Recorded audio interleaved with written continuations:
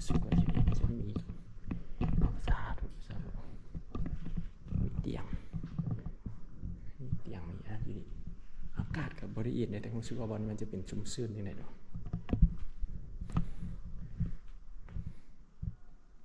เดี๋ยวขออนุญาตถ่ายรูปจุดนี้ก่อนเลยทุกท่านตลอดระยะเวลา9 ปีเต็มที่สปป.ลาวเฮาถือลูกระเบิดขนาดใหญ่และน้อยที่ทิ่มลงมาตลอด24 ชั่วโมงนับตั้งแต่1964หา1973เนาะในช่วงระยะนั้นถือได้ว่าแผ่นดินลาวเฮาถือเป็นเขตที่ลุกเป็นไฟในช่วงระยะนั้นจนมาฮอดระยะที่มีการต่อสู้แล้วก็ปลดปล่อยและในปัจจุบันนี้เฮาก็ยังสามารถเรียนรู้และศึกษาเรื่องราวที่เกิดขึ้นได้เนาะในสถานที่ท่องเที่ยวต่างๆทางภาคเหนือของเราเฮาบ่ว่าจะเป็นแขวงหัวพานแขวงเสียงขวางแล้วก็อยู่ที่หลวงพ่อบางก็คือณที่นี่เนาะก็คือสถานที่แห่งนี้เพิ่นก็ได้มีการจัดเกี่ยวกับเรื่องราวประวัติศาสตร์ที่เกิดขึ้นให้เฮาได้ศึกษาก็คืออยู่ที่เมืองงอยเขตหนองเขียวนี่ทุกท่านในสถานที่ท่องเที่ยวแห่งนี้เนาะเพิ่นจะใช้ชื่อว่ามานดาหรือว่าแปลว่าบ้านเมียนั่นเองเนาะเป็นบอนที่รวบรวมให้เราได้เที่ยวชมเรื่องราวประวัติศาสตร์ที่เกิดขึ้นเดี๋ยวสิพาทุกท่านนะเข้ามาชมเข้ามาเบิ่งว่าในแห่งนี้มันมีอันใดเนาะที่น่าสนใจและมีสิ่งใดเนาะที่ได้ค้นหาและในสถานที่ดังกล่าวเป็นการรวบรวมอาวุธเกี่ยวกับซากสิ่งที่เราได้ถูกทำลายได้ถูกทางต่างชาติเนาะที่เพิ่นได้นำมาทิ่มในบ้านเราเบิ่งนะสังเกตเบิ่งว่าในสถานที่ดังกล่าวเพิ่นก็จะสร้างเป็นอาคาร2 ชั้นและทางด้านลุ่มก็ถือได้ว่าเพิ่นได้นำเอาเศษซากเหล่านั้นมาสร้างเป็นเอิ้นว่ารูปทรงเนาะโดยเฉพาะก็คือจะแม่นนี่แหละค่ะอันนี้จะเป็นเกี่ยวกับการใส่ลูกต่างกล่าวฮันเองเนาะก็จะเป็นซากเป็นอย่างต่างๆอยู่ภายในนี้อันนี้จะเป็นอยู่ที่บ้านมารดาได้ทุกท่านเนาะอยู่ที่เมืองงอยแข่งหลวงพ่อบางเนาะสถานที่ดังกล่าวแห่งนี้แม่นเพิ่นได้จัดขึ้นเนาะให้การรวบรวมเกี่ยวกับสิ่งของเหล่านั้นมีน้อยใหญ่อยู่ในสถานที่ดังกล่าวที่รวมถึงเกี่ยวกับอะไรต่างๆเลยถ้าท่านได้เดินทางไปที่หัวพันได้เดินทางไปที่เสียงขวางอันนั้นก็คือเป็นจุดฐานเลยเนาะเป็นจุดฐานที่มันเป็นจุดที่ยุทธศาสตร์ที่ได้มีสิ่งนั้นที่เกิดขึ้นอยู่แล้วเนาะเราก็จะได้พบเห็นถือว่าหลายเลยเนาะในนี้เพื่อนก็เป็นเพียงรวบรวมเอาไว้เพียงเฉพาะในบางส่วนเท่านั้นเองเนาะแต่ก็ยังบ่ได้เห็นภาพที่ชัดเจนกว่านั้นเขาเจ้าเคยเดินทางไปที่แขวงเสียงขวางในประมาณ2 ปีที่แล้วเนาะได้เข้าไปเบิ่งพิพิธภัณฑ์ของแขวงเสียงขวางได้เพิ่นได้มีการจัดให้เขาได้เห็นเลยเนาะถือว่าหลายกว่านี้อันนี้เนี่ยเขาก็จะสังเกตว่าเห็นว่าเป็นซากเนาะของลูกระเบิดเป็นซากของโบมน้อยใหญ่เลยเนาะเป็นขนาดน้ำหนักถือว่าหลายเลยแหละนี่เพิ่นก็จะโชว์ให้เห็นว่าเป็นรถถีบเนาะของอังกฤษรถทีบของรัสเซียอันนี้แตกต่างๆเลยรถทีบของอินเดียนะที่เอาเข้ามาแล้วก็ล้มถึงศาสตร์ต่างๆนั่นเองเนาะเดี๋ยวเข้ามาเบิ่งด้านในนี่ดีทุกท่านที่ข้าพเจ้าเล่าถึงว่าเป็นยังเนาะจริงว่าแบบนั้นเนาะสังเกตเบิ่งในเรื่องของแผนที่ต่างๆตั้งแต่เหนือจนฮอดใต้ในแผนที่ของเราถือว่าเป็นเขตที่ว่าถึกเนาะเกี่ยวกับเรานี้เป็นประมาณนี้เลยทุกท่านให้เราได้เห็นทหารสมัยสงครามกำลังตักน้ำดื่มกินอันนี้เป็นโฮมภาพถ่ายแล้วก็จะเป็นแนวใส่น้ำปี1951นั่นเองแล้วก็ลบถึงอย่างต่างๆสำหรับยูนี่อันนี้เกิดมันอยู่ที่เมืองงอยได้ทุกท่านอยู่หนองเขียวเนาะอยู่หนองเขียวออกจากตัวเมืองของหนองเขียวมาหาสถานที่ดังกล่าวนี่ก็ถือได้ว่าโบไก่เนาะใช้เวลาเดินทางน้อยเดียวเลยก็และนอกจากนี้เพิ่งกันจะมีเป็นถ้ำอีกอยู่เดี๋ยว15เราไปเบิ่งนี่เคยเห็นตั้งแต่ว่าเพิ่นนั้นมาเนาะมาเนี่ยจะมีหมวกตอนนี้มีหมวกมีกาน้ำมีปืนต่าง มีไหนี่ก็จะเป็นอาจจะเป็นบ่ถึงอันนั้นหลายเนาะต่างๆแล้วนี่ก็จะเป็นการจะแสดงลูกปืนลูกระเบิดลงไปเนาะ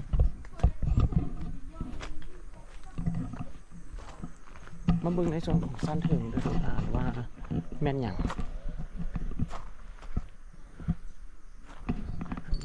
ภายด้านนอกก็สิเป็นประมาณนี้ก็เป็นบอลเฮียนหู้บอลที่ศึกษาบอลในเราได้เห็น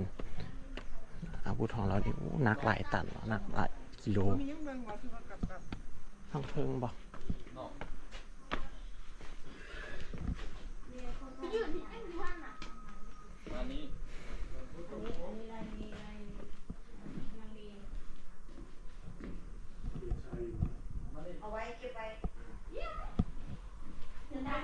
ทั้งเทิงนี้ไม่ยัง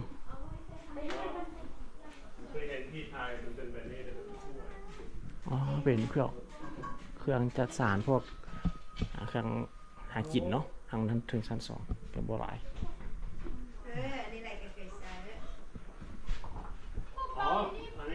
อันนี้เป็นคู่เคยเห็นอยู่เนาะค่ะคู่ที่เป็นประมาณเป็นถ้วยเป็นจานเป็นบวงเขาเอิ้นภาษากองไตไฟนะถ้วยสมัยนั้นมันจะเป็นถ้วยโลหะได้นี่เนาะถ้วยเงินถ้วยโลหะถ้วยอันนั้นไปตะเกียงไงต่างๆเครื่องใส่ในบวงแต่อันนี้เป็นของเราอันนี้จะเป็นกระเตียงเอาน้ำสนีอะไรกันเป็นน้ำมันสนี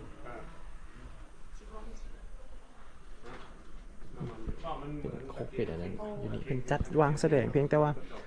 อาจจะเป็นบางส่วนนะทุกทางกับบริการวาลายเนาะมีเฉพาะอะไรอ่ะอันนี้ไม่ต้องการอันนี้แค่นี้ก็พอแล้วจับสิ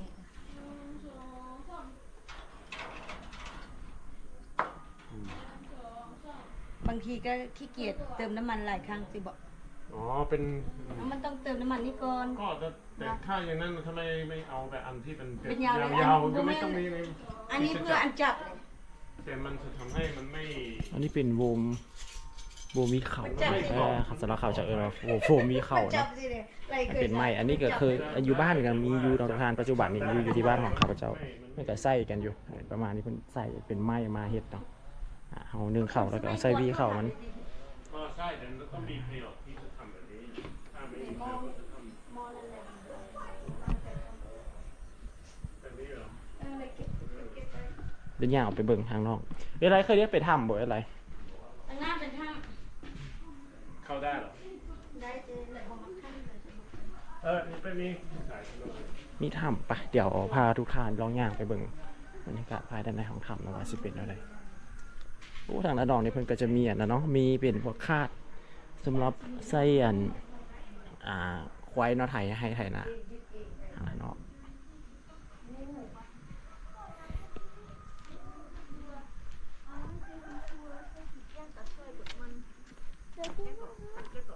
ไปลิ้นขาตัดอ้อยจะมาตัดซอยอย่างตัดอ้อยบุดมัน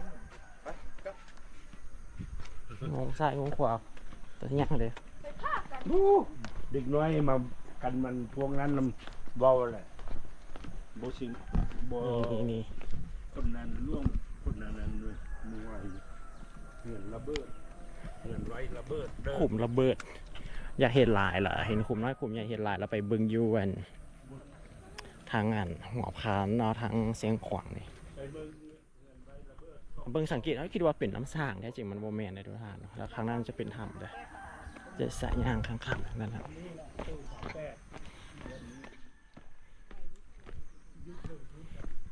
เดี๋ยวพาย่างไปเบิ่งถ้ำเป็นพื้นที่ที่เป็นจัดขึ้นมากมายเนาะทุกท่านก็ดีนะเขาเจ้าคิดว่าเป็นดีแต่เป็นการเห็นหูก็ส่งเสริมสถานที่ท่องเที่ยวเพราะว่าเมืองงอยนี่ก็เป็นจุดหมายปลายทางของนักท่องเที่ยวที่เป็นสาวทางซากที่เพิ่นมาเที่ยวเป็นเมืองที่เขาเจ้าว่าสโลไลดีนะเอาออกจากตัวเมืองนะข้อหลองผวางมานี่ก็100 ฝ่ายกว่าตัดแล้วแต่ว่าเส้นทางที่มานี่ก็ค่อนข้าง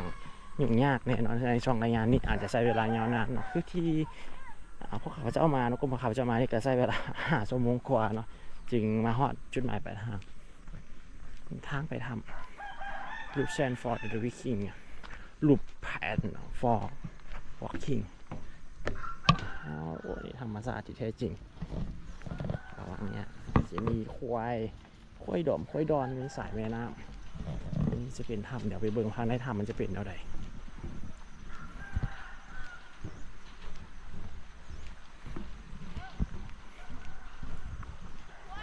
เดี๋ยวฟ้าข้างนั้นนั่นเนาะ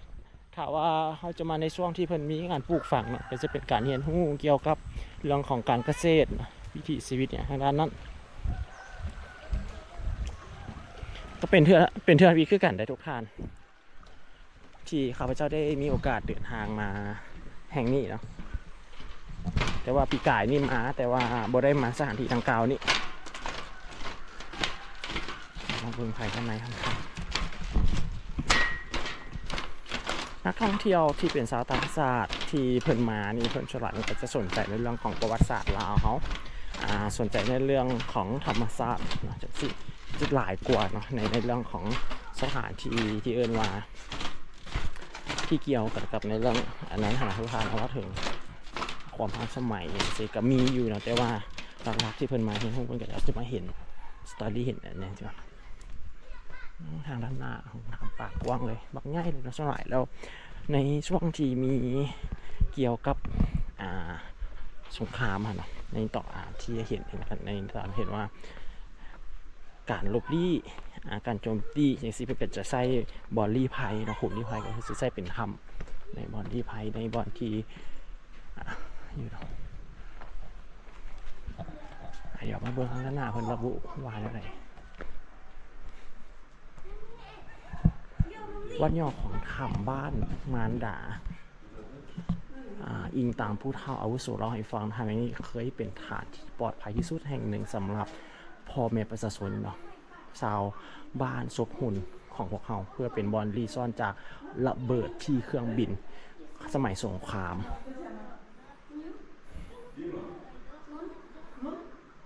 เพื่อนบอกว่ากิสเลียเนาะประมาณ5-8 นาทีนี่จะมีเรือบินลบซับเปลี่ยนกันบินเชิญลงเนาะเพื่อขึ้นลงในบริเวณนี้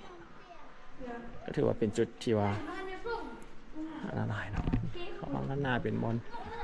ดินบอลพักนั่งเย็นเลยแต่อันนี้เป็นคือว่าเขาแบบบางถ้ำบางสถานที่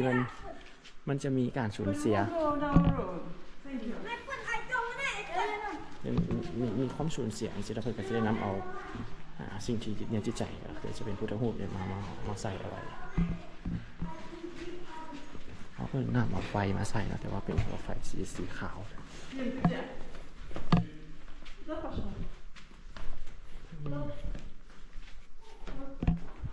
บอลจุดบอลลี่ข้าพเจ้าเคยไปที่หัวพันบอกว่าจะเป็นหัวพันเวียงไซด์เมืองเวียงไซด์นี่ขึ้นชื่อว่าเป็นเมืองที่ว่า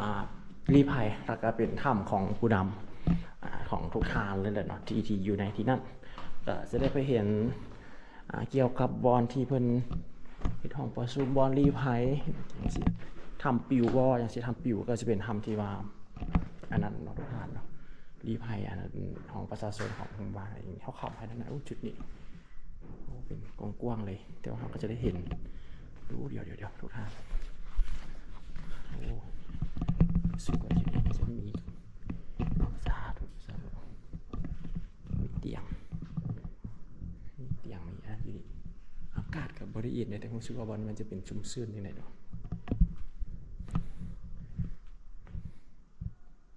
เดี๋ยวขออนุญาตถ่ายรูปจุดนี้ก่อนเลยทุกท่านมันรู้สึกปิดแปลก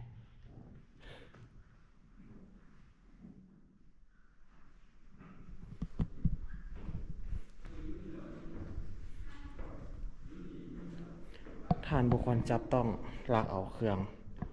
เศษอาวุธภายในถ้ำนี้เด็ดขาดนะเพราะพวกเขาติดกล้องวงจรออกมันเป็นสิ่งที่มีอยู่นี่นะทุกท่านมีอยู่นี่ในสถานที่ดังกล่าว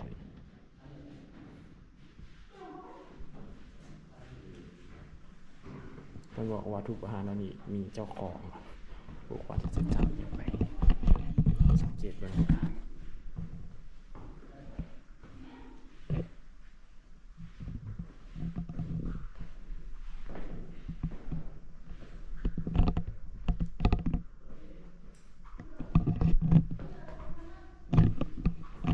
อุ้ยหายข้าพเจ้าเข้ามาคนเดียวกับบ่กล้าเข้ามาดอกเด้อเป็นแบบนี้นี่มันจะมีเตียงนอนเป็นเห็ดเป็นไม้เนาะให้เฮาได้เห็นได้อันนั้นอยู่ใครนะคนติดตั้งไฟใส่เขาไปติดตั้งไฟใส่นี่ยอมเล่นเนี่ยลุมสุดก็จะมีแค่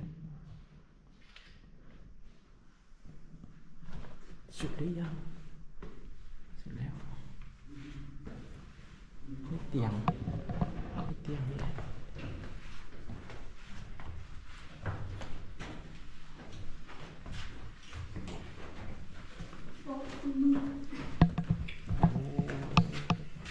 สังเกตเห็นไหมมันเป็นขี้กระเมาเป็นอะไรไปรู้สึกเป็นซุ่มมันจะเป็นแบบซุ่มๆทุกฐานมันเป็นแบบจังไหนจริงหนึ่งเนี่ยมันอยู่นี่ฮะนะพืชมันจะเป็นซุ่มม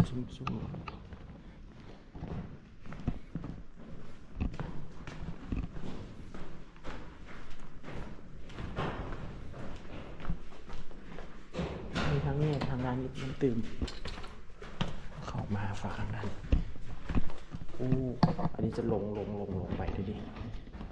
จะต่างจากตัวในส่วนของทางด้านนั้น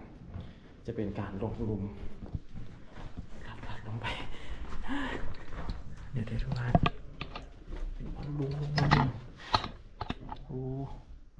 เป็นโถเป็นจำเป็นโพงเป็นอะไรไปชุดเท่านี้แหละนะครับ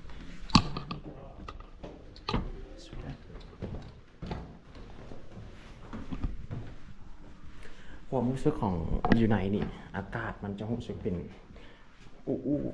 อับแต่ว่าลักษณะของถ้ำกับคล้ายกันกับพังเรียกว่าทั้งหมดเนาะอาจจะสอบออกไปจุดตื่มแต่ว่าถามว่าความสวยงามแบบทุกท่านสังเกตทางเขาจะเป็นแบบคือเป็นอุโมงค์ทางงางอย่างไปประมาณนะ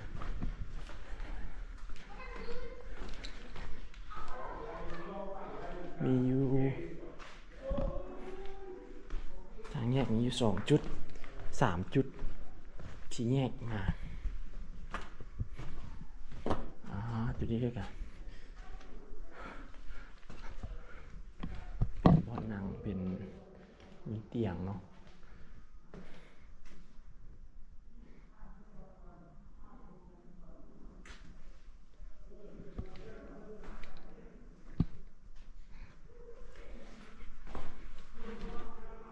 ไปนี่ได้บ่ได้ทุกท่านกระสิประมาณนี้ได้ทุกท่านเป็นเถื่อทำอิฐที่ได้มาเห็นได้พาทุกท่านเข้ามาสัมผัสกับสถานที่ดังกล่าวนี่เนาะก็รู้สึกว่าเราก็ได้เห็นในสิ่งที่แปลกๆสิ่งใหม่ๆที่บ่เคยได้เห็นในสถานที่ณจุดนั้นมีข้างในมีเครื่องใช้อย่างนั้นไป